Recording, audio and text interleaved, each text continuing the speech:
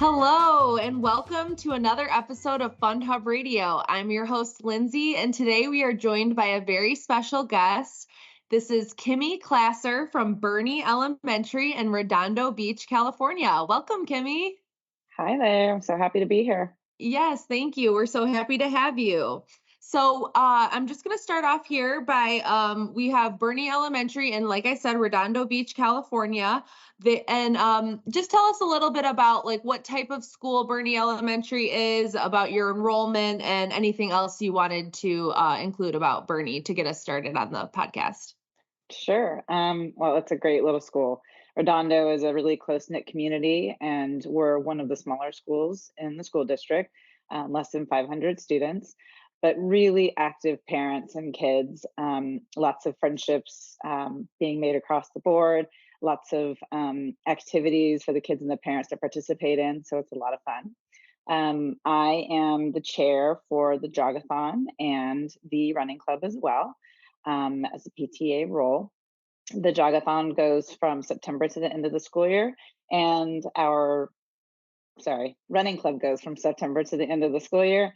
And the Jogathon this year is at the beginning of the school year in September, but has sort of been all over the map during different years.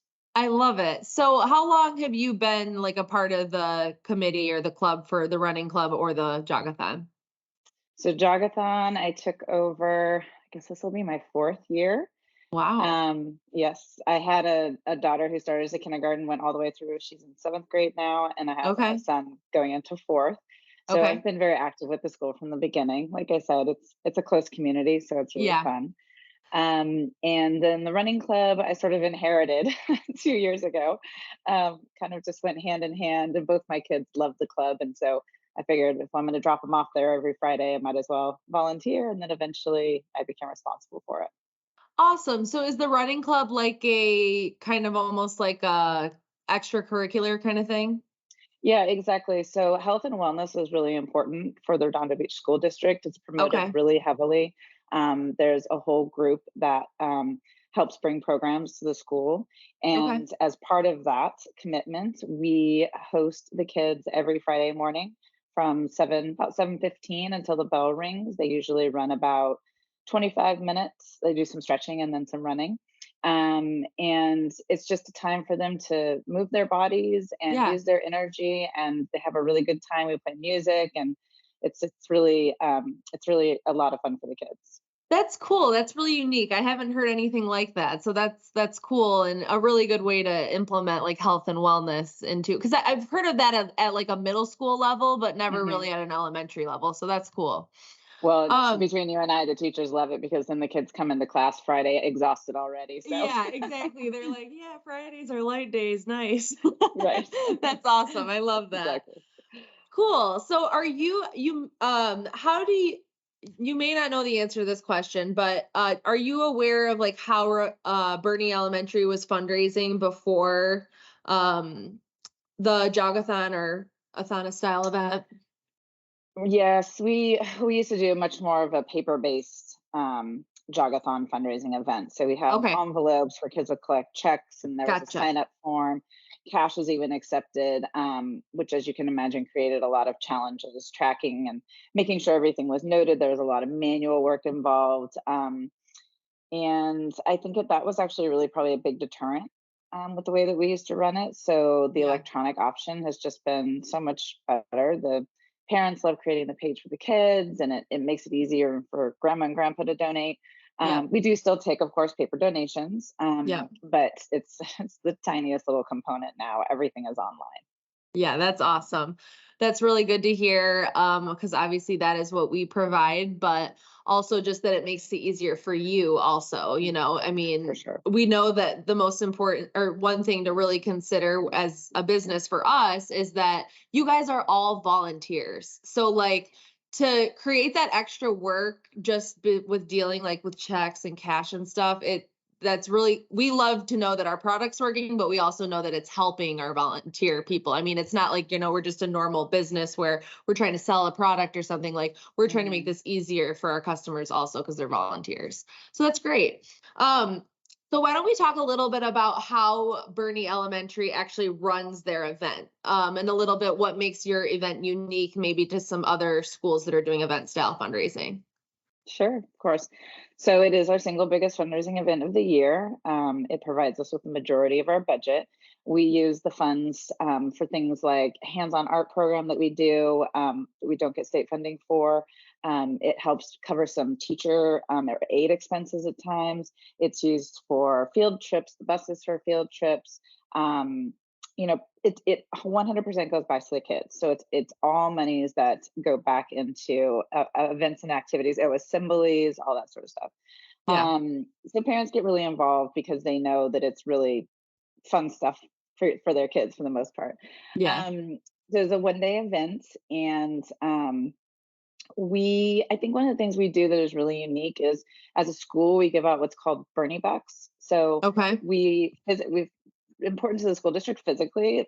Wellness and physical fitness is important, but also Yeah. mental health is really important. Mm. So we talk about the kids being bucket fillers and doing good deeds for their community at school.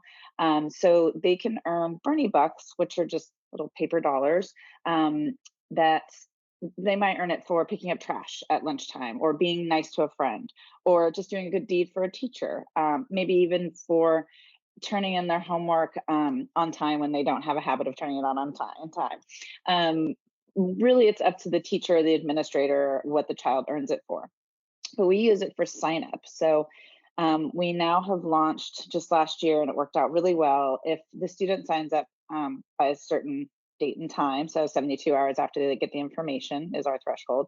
If they sign up online with your application before that deadline, then they get a Bernie buck that's $50, and they Ooh. get and they get a little prize. Last year it was a pencil and eraser. This year it's a tattoo and a pencil again.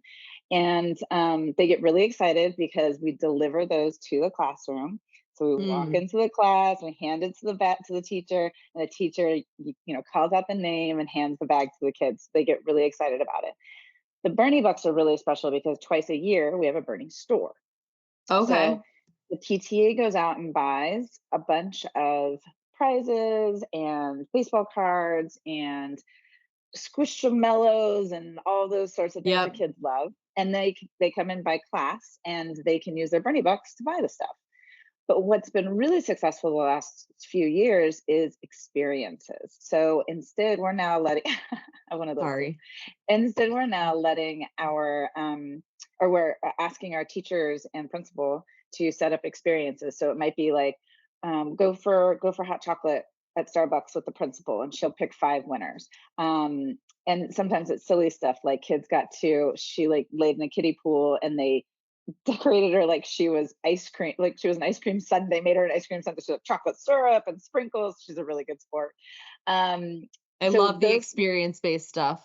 Yeah, and parents love it too, because then they're not just coming home with a bunch of tchotchkes, but Yep. they also it makes them feel really special. Yep. So that's been another fun spin on the Bernie store. So that reward, that $50 reward, really goes a long way. So that's technically 50 entrances Right. into the lottery if you want to try to do that. So kids really look forward to getting that with their sign up.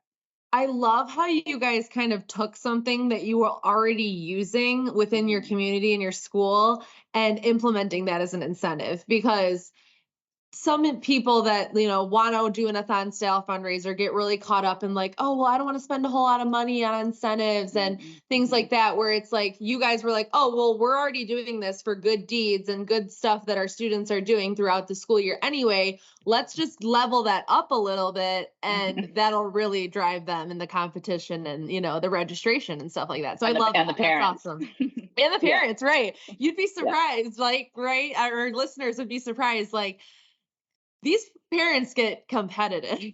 Oh, and our teachers, a couple of our teachers last year Yes. actually were really funny about it as well. But we do really, we always keep in mind the focus on health and wellness. Yeah. Except I will say one of our class prizes is an ice cream day, where the PTA brings ice cream to their classroom, but little treat there. Everything in moderation is okay. Right, exactly. But for a school goal, we actually there's budget for us to bring in an inflatable obstacle course. So if we hit our Oh, school goal, then each class gets to come out and play on the inflatable, which is again exercise and body yes. movements. Yep, Yeah, getting that heart rate up. Exactly. Yeah, that's exactly. awesome. That's really cool. Speaking of goals, actually, what was your donation goal for let's go with last year's event because you guys are a fall client, correct? Right. Um, Well, so we've been spring, fall, and Christmas. okay, love it. As many events as you want, as long as they don't Right. overlap, is what we always say. Right. um, but yeah, so what was your goal? How about for last fall? And then what did you end up raising? So our goal for last fall was 55,000. I think we came in right about 48 after we were all settled up. Okay, But we know exactly why. We had done the American Heart Association challenge just before. gotcha, So we think that it was too difficult to ask parents back to back gotcha. to donate. Yep. Yeah. So that's why we moved it to September this year. Great. So then you guys are going to, I know you're going to hit your goal this year. It looks like you guys are heading for 60,000. I love it. Yep. I Yep. love aspiration. I know you're going to hit it. And especially with those Bernie bucks and making those kids excited for incentives. So we really kind of covered like all of the Bernie bucks and everything like that. What would you say when using Get Moving and the FundHub platform? Would you say is like your most favorite part about it? Couldn't live without it? Like is one of the reasons that you continue to rebook with us?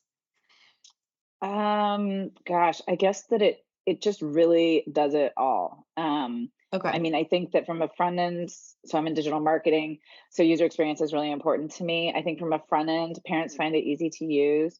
Again, I think they really like the profile pages and being able to track what their students are doing. I know the teachers love to see the class tracking to be able to Yep. have at a glance where they are and how they're doing. It's so easy to use the email system to just be able to communicate with teachers ongoing, and really be pushing and reminding them about those incentives all along the way.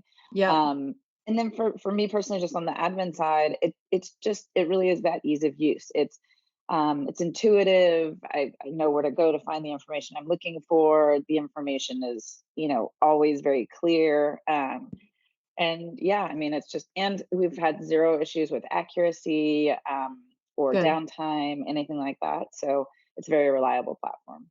Awesome. Great. That's really good to hear. I know that like one of our biggest like motivations as a company is just to make it intuitive, make it easy to use. I mean, again, we want to make it intuitive. We want it to be something that, you guys are volunteers. Like we don't, we know that this is something you're doing after your day job. Like we don't want you to Mhm. have to be sitting there counting dollars, cashing checks, making your own Excel files, like that Right. is really like our biggest. And we come from a background of PTA moms. So like we know we've been in your position. So that's just something that's been important to us. So I'm glad that that's working for you guys.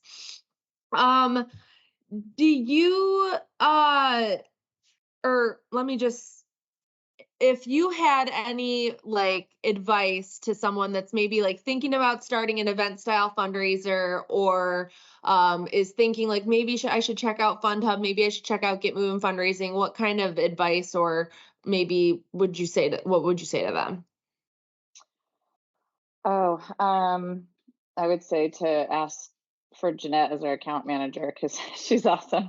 I love that. No, um, I suppose, try different things in Yeah. terms of the event. So don't just do it the same every single year. Introduce Yeah. different. We change up the incentives every year.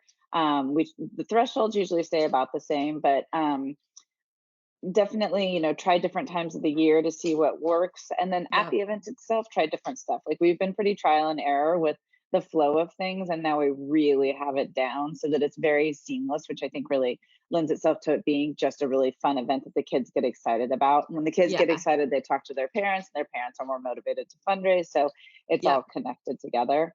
And probably the other thing would be have a committee. Make sure that there's people that are help you. Don't try to be an Yeah. island unto yourself as a chairperson. Yeah. Pick a platform, pick your platform because your platform does so much of the heavy lifting. But then also have your support system from the school that can help with fulfillment of prizes or day of events, or even just with the platform. So I'm going to put somebody in charge of the t-shirts this year. We do t-shirts once students raise $75. So, that's a matter of pulling that report and the t-shirt report and merging those two things together. So, having another person to do that's just one more thing off my plate. Yeah, absolutely. Well, that's awesome. I think we got a lot of good stuff here today. I want to thank you, Kimmy, for being here and being a part of one of our FundHub radio episodes. I think it's going to be really helpful for people that are in your position, that are contemplating, should I do this? Should I, take the dive? I was talking to a girl earlier that was like, we were doing chocolate, raising $1,300 a year, and my whole committee was like, Mhm. let's just not do it. I'm not sure. I don't know. And she's like, no, we just have to take the dive. So I think Yeah. you saying that too is really important for other people to hear. And, just moving forward with event style fundraising, because at the end of the day, you don't have any overhead other than maybe a small portion, but I mean, you're not paying for products, Right. that kind of thing. So I think it's just, important for people to be aware of, even that this is kind of a type of fundraiser. So thank you so much for For sitting sure. down with me today. This was awesome. And I also want to thank you on behalf of your community and your Birney community. They're really lucky to have you. And Thanks. we appreciate having you today here from Get Moving as well.